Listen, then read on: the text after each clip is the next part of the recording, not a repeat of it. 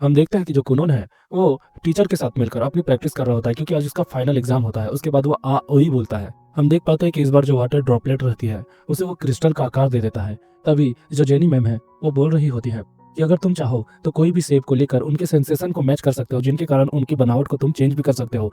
और ये बात जो कुनोन है वो ध्यान रखता है। दूसरी तरफ हमें क्लासरूम का सीन दिखाया गया रहता है।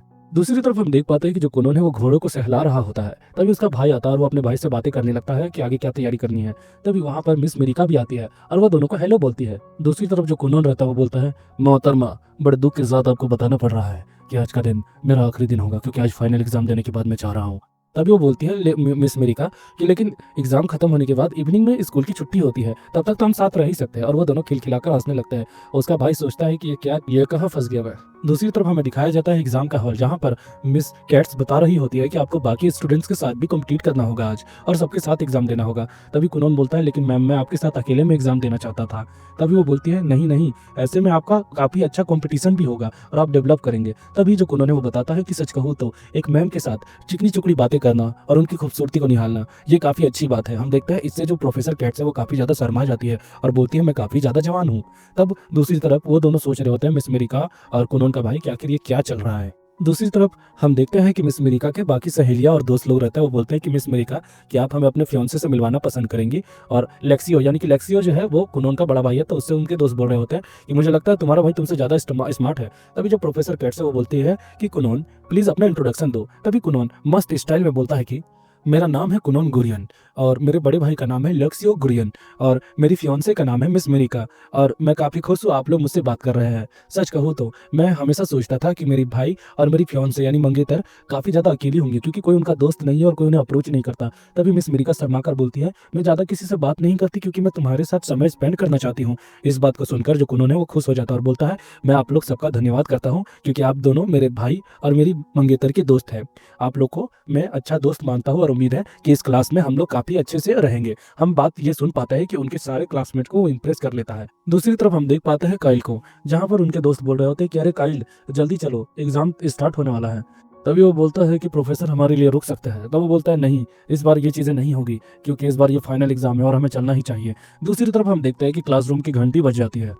सब लोग अपने सीट में जा रहे होते हैं। तभी हम देखते हैं कि जो मिस मेरिका है वो कुनोन के बगल में बैठने वाली होती है। तभी वहां पर लाइल आता है और उसके बाद वो बोलता है, वही मारिया। हम दूसरी तरफ लाइल का पास्ट दिखा पाते हैं, जिसमें जो लाइल रहता है उसका स्टेज और रैंक थोड़ा कम रहता है, जिसके कारण वो सिक्स प्रिंस है, लेकिन उसको इज्जत नहीं मिलती। लोग उसके सामने डरपोक बनते हैं, लेकिन पीठ पीछे उसकी काफी बुराई करते हैं, और ये चीज से उसके अंदर काफी ज्यादा गुस्सा भरा हुआ रहता है।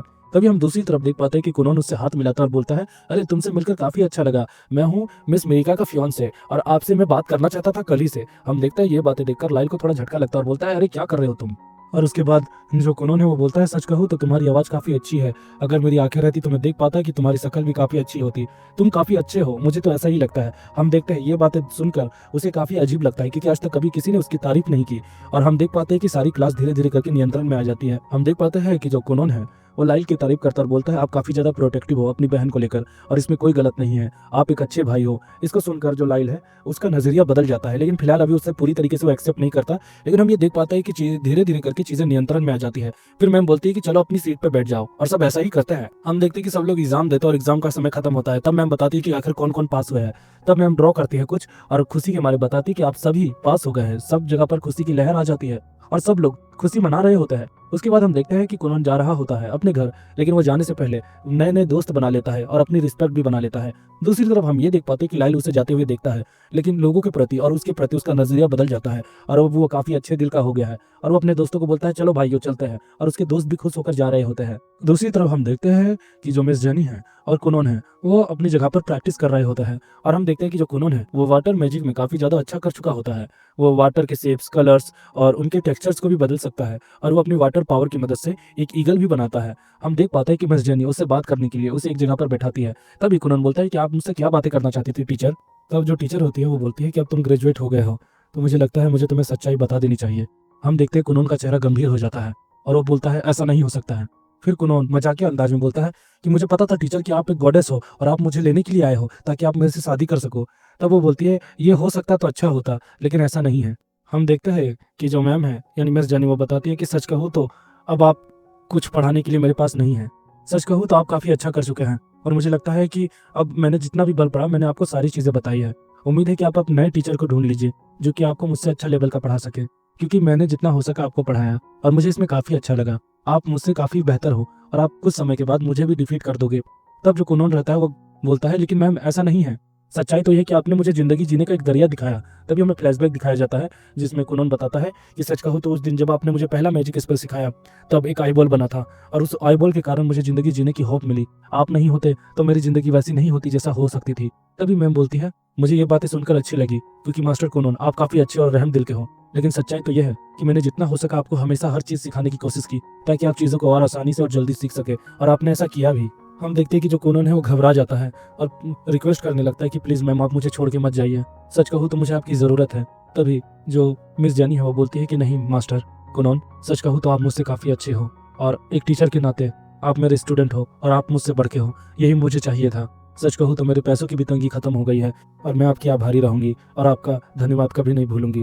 और दोबारा रिक्वेस्ट करता है कि प्लीज़ मैम मुझे छोड़कर मत जाइए, लेकिन मैम बोल देती है कि मैंने अपना मन बना लिया है। दूसरी तरफ हम देख पाते हैं कि कुनोन से बनाए हुए जितने भी मैजिक क्रीचर है जो वाटर मैजिक के थे, वो सारे मैम के पास आ जाते हैं और शायद ये एक अलविदा रहता है। दूसरी तरफ जो मिस जनी है वो जा रही होती है और ये बताते हुए जाती है कि हर साल एक स्टूडेंट्स को मैं पढ़ाती हूँ, लेकिन ये स्टूडेंट सबसे अलग था और इस स्टूडेंट जैसा और कोई नहीं बन सकता है, क्योंकि ये सबसे खास है। दूसरी तरफ हम देख पाते हैं कि जो मेड है कुनोन को बता रही होती है कि आपके सारे टीचर्स ने रिजाइन कर दिया है और आपको एक गुड बाय बोला है, क्योंकि आपने उनकी सारी क्लासेस पूरी कर ली और सारे एग्जाम्स को पास कर लिया।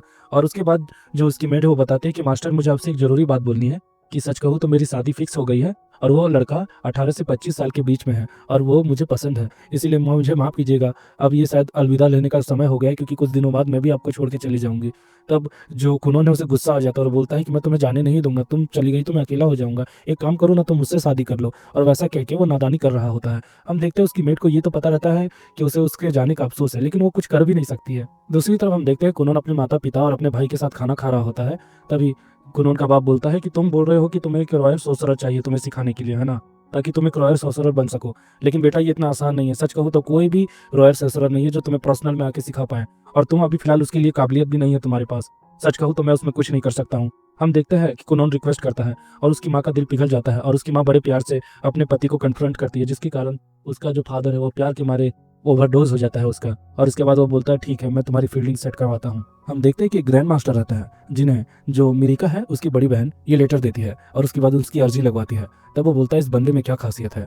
तब मिस मिरिका की बड़ी बहन बोलती है ये तो आपको उससे मिलने के बाद ही पता चलेगा। सच कहूँ तो इस लड़की के अंदर काफी काबिलियत है, जबकि ये एक अंधा है और माना यह जाता है कि ये हीरो स्कार के साथ पैदा हुआ है।